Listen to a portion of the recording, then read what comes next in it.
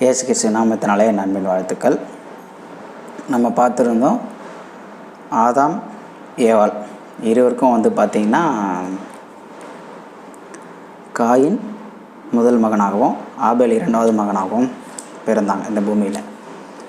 Coin ஆபேலை காணிக்க அங்கீகரிக்கலைன்னு சொல்லிட்டு கொலை பண்ணிடுறான்.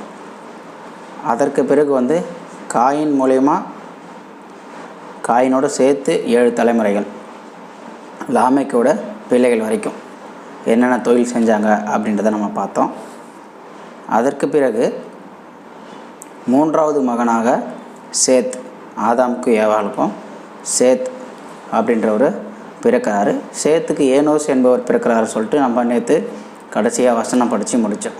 சரிங்களா? இதற்கு பிறகு தான் கடவுளை வணங்க ஆரம்பித்தாங்க அப்படின்றதை நம்ம பார்த்தோம். ஆதாமோட வம்ச வரலாறு 3வது மகனாகிய சேத்தில் தொடங்கி நோவா வரைக்கும் 9 தலைமுறைகள். சரிங்களா?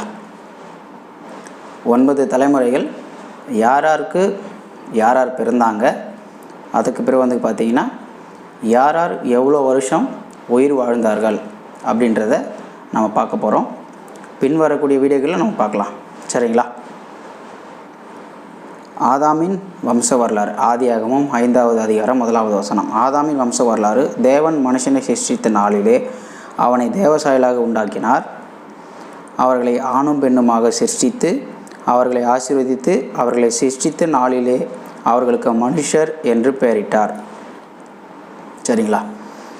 ஆதாம் 130 வயதான போது தன் சாயலாக தன் ரூபத்தின்படியே ஒரு குமாரனை பெற்று அவனுக்கு சேத் என்று பெயரிட்டான்.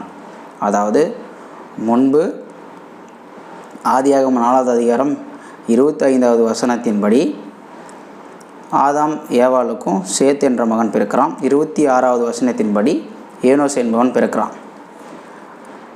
அது பார்த்திங்கன்னா ஆதாமுக்கு எவ்வளோ வயசு அப்படின்னு பார்த்திங்கன்னா 130 வயசில் சேத் என்பவன் பிறக்கிறான். சரிங்களா? இது வரைக்கும் இருக்கட்டும். இதற்கு பிறகு சேத் என்பவன் ஆதாமுக்கு 130 வயசு ஆகும்போது பிறந்தான். இதுக்கு பிறகு வம்ச வரலாறு தொடருது. யாருக்கு யார் பிறந்தார்கள், எவ்வளோ வருஷங்கள் வாழ்ந்தார்கள் அப்படின்றத நம்ம பார்க்கலாம். சரிங்களா? கர்த்தர் உங்களை ஆசீர்வதிப்பாராக. ஆமென்.